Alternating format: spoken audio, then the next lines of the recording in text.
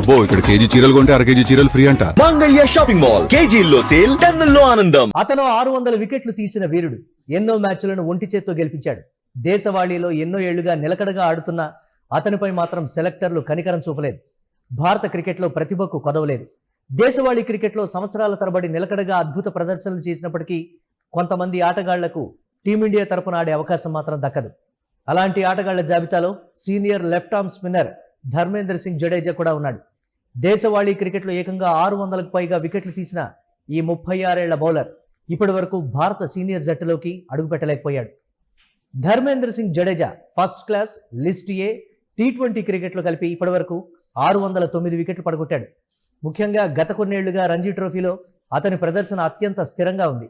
అయినప్పటికీ భారత టెస్ట్ జట్టులో అతనికి అవకాశం లభించలేదు. 2017-18 సీజన్ నుంచి ఇప్పటి వరకు రంజీ ట్రోఫీలో ధర్మేంద్ర సింగ్ ఏకంగా 293 వికెట్లు తీశాడు. ఈ కాలంలో అతని కంటే ఎక్కువ వికెట్లు తీసిన బౌలర్ మరొకరు లేకపోవడం అతని ఆధిపత్యానికి నిదర్శనం.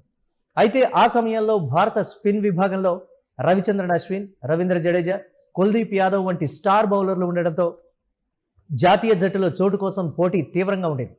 దీంతో దేశవాళీ క్రికెట్లో అద్భుతమైన రికార్డు ఉన్నప్పటికీ ధర్మేంద్ర సింగ్కు టీమిండియా అవకాశం దక్కలేదు. ధర్మేంద్ర సింగ్ జడేజా 100 ఫస్ట్ క్లాస్ మ్యాచ్ల్లో 26.25 సగటుతో 423 వికెట్లు పడగొట్టాడు. ఇందులో 26 సార్లు ఒక ఇన్నింగ్స్లో 5 లేదా అంతకంటే ఎక్కువ వికెట్లు, 7 సార్లు ఒక మ్యాచ్లో 10 లేదా అంతకంటే ఎక్కువ వికెట్లు సాధించాడు.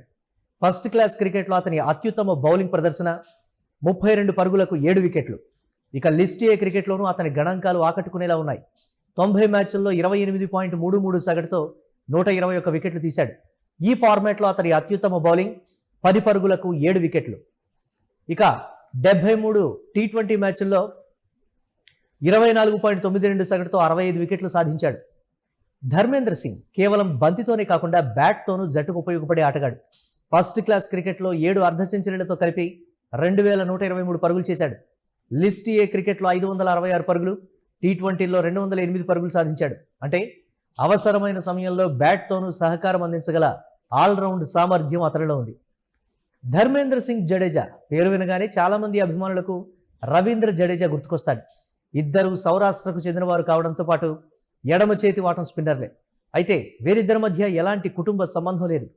ధర్మేంద్ర సింగ్ గత దాదాపు 13 ఏళ్లుగా సౌరాష్ట్ర బౌలింగ్ విభాగంలో కీలక ఆటగాడిగా కొనసాగుతున్నాడు.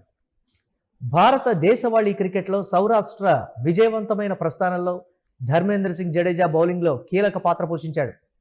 2019, 20, 2022, 23 రంజీ ట్రోఫీ విజేతగా నిలిచిన సౌరాష్ట్ర జట్లలో అతను సభ్యుడిగా ఉన్నాడు.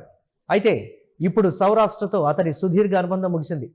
కొత్త దేశీయ సీజన్కు ముందు ధర్మేంద్ర సింగ్ భవిష్యత్పై సౌరాష్ట్ర క్రికెట్ అసోసియేషన్, జట్టు యాజమాన్యం, ఆటగాడి మధ్య చర్చలు జరిగాయి. ప్రధానంగా వైట్ బాల్ క్రికెట్లో అతని పాత్ర విషయంలో అభిప్రాయ భేదాలు ఉన్నట్లు తెలుస్తోంది. అనుభవజ్ఞుడైన స్పిన్నర్ ప్రధానంగా రెడ్ బాల్ క్రికెట్పై దృష్టి పెట్టాలని జట్టు యాజమాన్యం కోరుకోగా, ధర్మేంద్ర సింగ్ మాత్రం వన్డే, టీ20 ఫార్మాట్లలోనూ ఆడాలని కోరుకున్నాడు. ఈ నేపథ్యంలో ధర్మేంద్ర సింగ్ జడేజా సౌరాష్ట్ర క్రికెట్ అసోసియేషన్ నుంచి ఎన్ఓసి పొందాడు.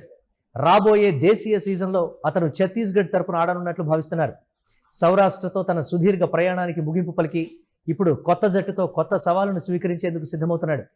ధర్మేంద్ర సింగ్ నిర్ణయంపై ఓ సౌరాష్ట్ర క్రికెట్ అసోసియేషన్ అధికారి కూడా ఆయన భవిష్యత్తుకు శుభాకాంక్షలు తెలిపారు.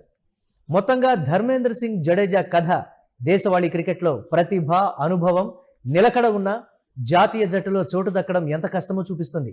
100 ఫస్ట్ క్లాస్ మ్యాచ్లు, 423 ఫస్ట్ క్లాస్ వికెట్లు, రంజీల్లో 293 వికెట్లు, మొత్తంగా 609 వికెట్లు సాధించిన ఈ అనుభవజ్ఞుడికి ఇప్పటికీ టీమిండియా తలుపులు తెరుచుకోలేదు. ఇప్పుడు ఛత్తీస్గఢ్ తరపున అతని ప్రదర్శన ఎలా ఉండబోతోంది? ఇంతటి రికార్డు తర్వాత అయినా సెలెక్టర్లు అతని వైపు చూస్తారా అనేది ఆసక్తికరంగా మారింది.